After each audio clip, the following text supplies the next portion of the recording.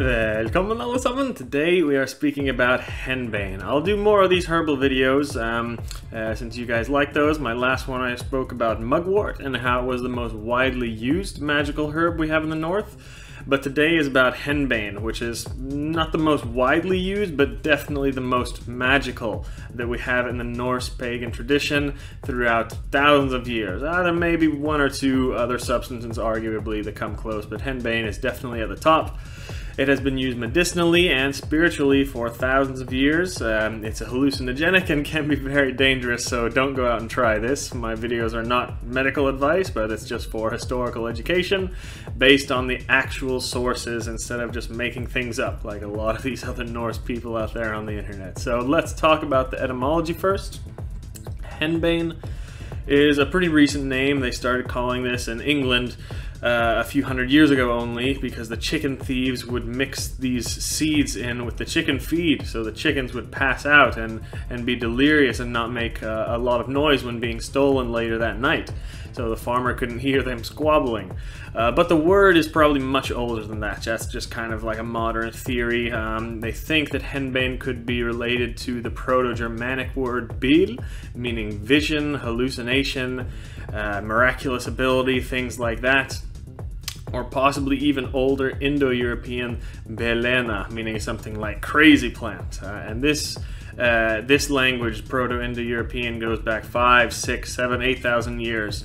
So really cool. This could be an incredibly ancient name, as old as the use of this herb is itself. So let's go back to the oldest sources we have for Henbane. Ancient Greece. Priestesses at the temple of Apollo at Delphi were said to use Henbane. And they would light the seeds on fire, inhale the smoke, and from that they would give their prophecies. These oracles lived as early as 1400 BC in Delphi, Greece, at this special temple of Apollo. And there are equivalents, these oracles are the equivalent to Völva and seidr in the Norse world more than 2,000 years later. They're the same type of general spiritual practice and divination having to do with prophecy and things like that, but of course two different cultures very far apart in time. It was also referred to as the herb of Apollo, Henbane is. So most consider Apollo's equivalent in the Norse myths to be Balder. I think Uller might be more likely, but it's definitely one of those two. Some people ask what deities are associated with certain plants, so there you go. It would be either Balder or Uller in the Norse tradition. So extremely ancient use of this plant. Some scholars have suggested that Henbane was also used in Neolithic times, because in Scotland they have found traces of seeds and pollen in some of this pottery and tombs, but that's debated. And those people are kind of, in my opinion, stupid to debate this. Of course it was used. As cultures get more primitive and tribal and closer to nature, they had a better understanding of plants and things around them. As civilizations get more advanced, or supposedly more advanced, and cities start to develop and agriculture and things like that, we start to have jobs and other duties, and we can become just more disconnected from nature. So we don't have the time to experiment and learn from it like we did in hunter-gatherer times. But in Neolithic times, we literally had nothing else to do besides hunt, gather, cook. That's it.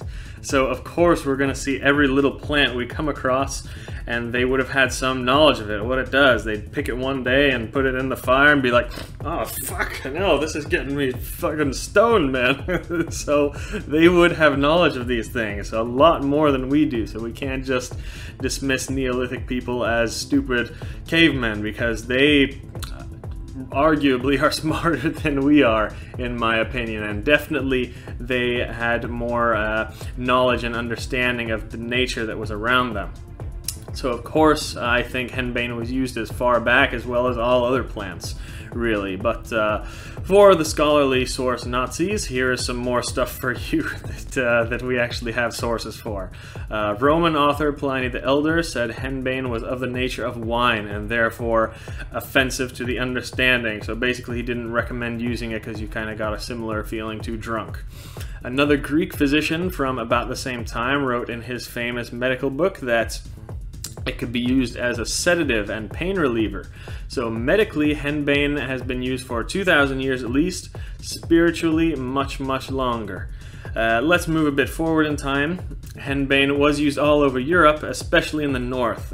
Even after the territories had become Christian, it was still used as flavoring for beer. We find a lot of these records in Germany, actually, and they were using these beer recipes with henbane in it all the way up until the 1500s, until something called the Reinheitsgebot came in, which basically means the purity law, which basically banned the use of a lot of native ingredients in beers in most of Europe. But people still continue to brew this in Germany, and even remote areas of Germany today, in small villages, they still do this, and it's called Pilsenkort. Anyway, on to the Viking Age. That's the main focus of this channel.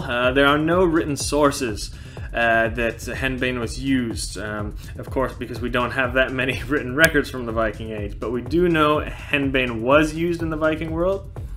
We know this because we have found seeds in Viking graves, so they definitely had knowledge of it and used it. The most famous of these findings was a woman buried in Fyrkat, Denmark. So we are pretty sure that this is a vulva based on the wand in her grave and some of the other objects found.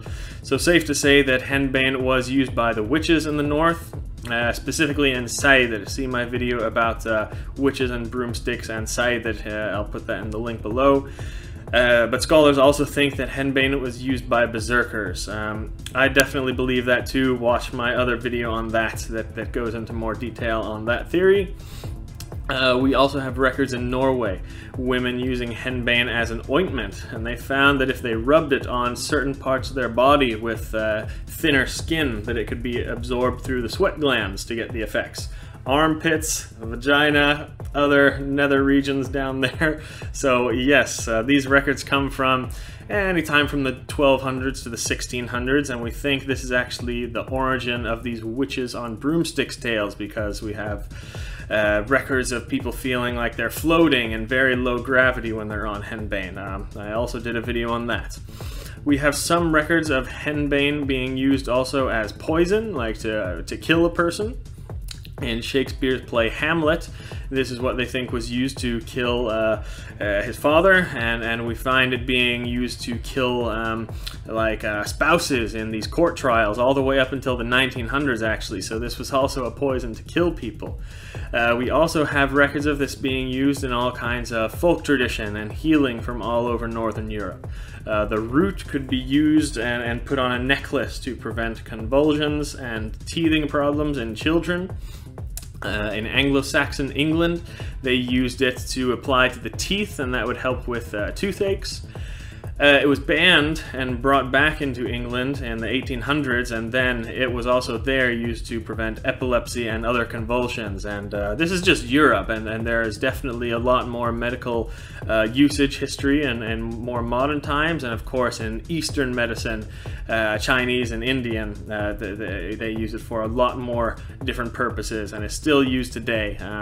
It is legal in most countries. Henbane, I don't recommend trying it. It can of course have benefits, as I have went over before, but it can also kill you. So I don't recommend using this until you ask a doctor first. But if any of you have tried, tell us in the comments how it feels. I would love to try one day, but like I said, you just have to be very careful with these things. It's used medicinally and for spiritual purposes, but it can also kill you, so have to be very, very careful. And I think definitely some more research should be done on this, so we can discover the lost beliefs of our people. So let me know what you guys think. Vi ses nästa gång.